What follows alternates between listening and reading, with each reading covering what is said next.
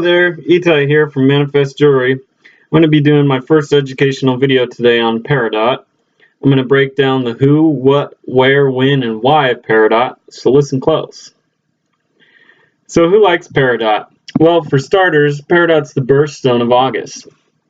It makes a great gift for any loved one who's born in August and likes jewelry. It's an affordable gemstone that rivals some other expensive green gemstones. Its most popular rival, of course, is the emerald, which is a little bit harder and a deeper color green. But for the price point of Peridot in comparison, it's a great value. Okay, so now you have an idea of who might want some Peridot, but what exactly is it?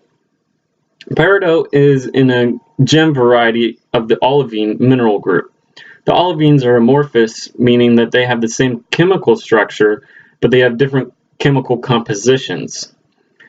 Peridot's hardness rates from 6.5 to 7, which is pretty similar to quartz as a reference.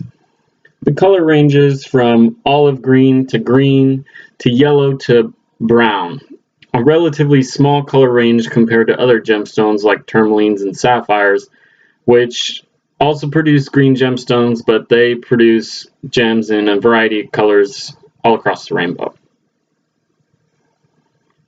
So the intensity of Peridot depends on the amount of iron present in its chemical structure. The more iron it contains, the deeper green it's going to be. As far as rarity and value goes, the most desirable color of Peridot is a deep olive green with a slight yellowish tint.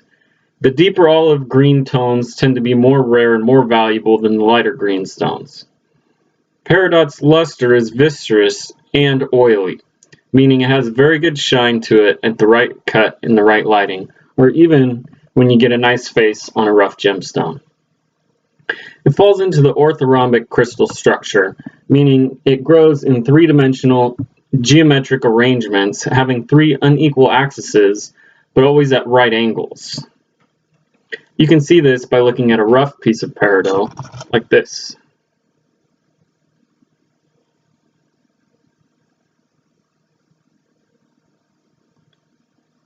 As you can see, the marks here are all at right angles, but they're not all in the same direction.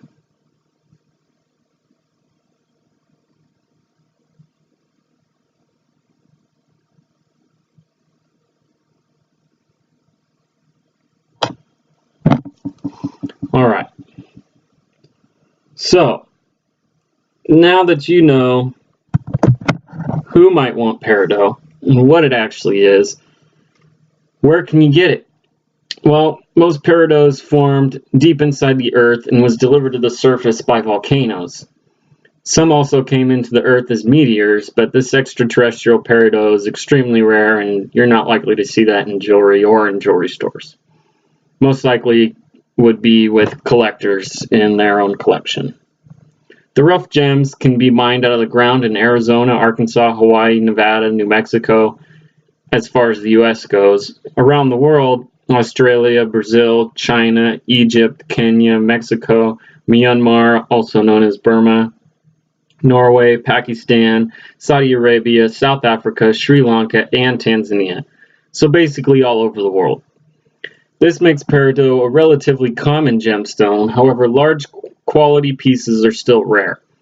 Peridot is being sold in the commercial market as rough and small faceted stones, and in the high-end market as high-quality large pieces, usually free-form facets or rough.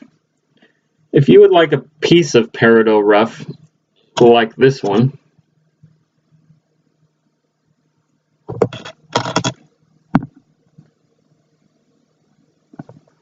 or if you would like a faceted one, like these,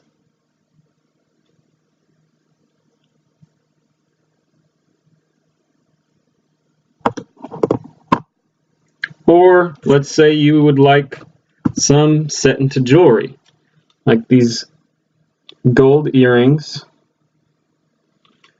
or silver earrings,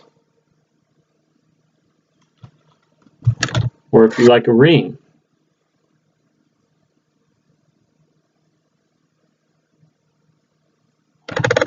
or even a wire wrap, like this one, with a set peridot at the top. You can just let me know.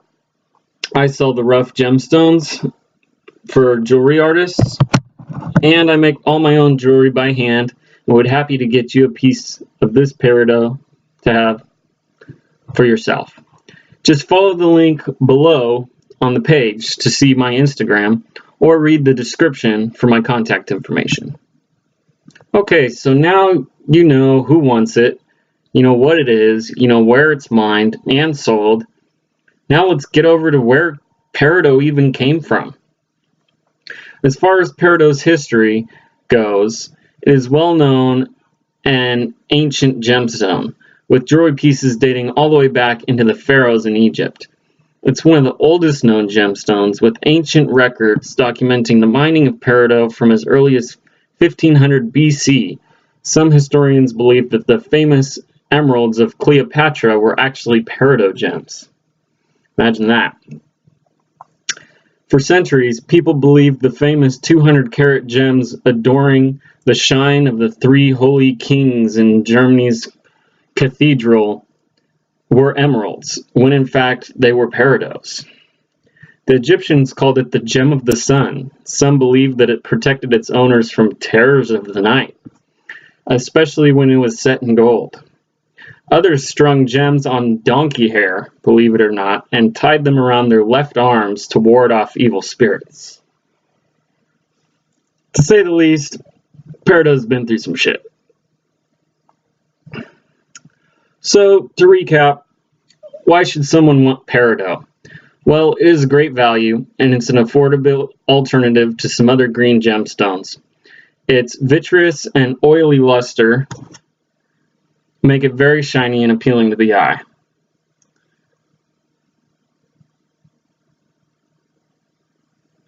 This rough piece has a nice shiny face to it. And as you can see, these faceted gemstones are also very shiny in the right light.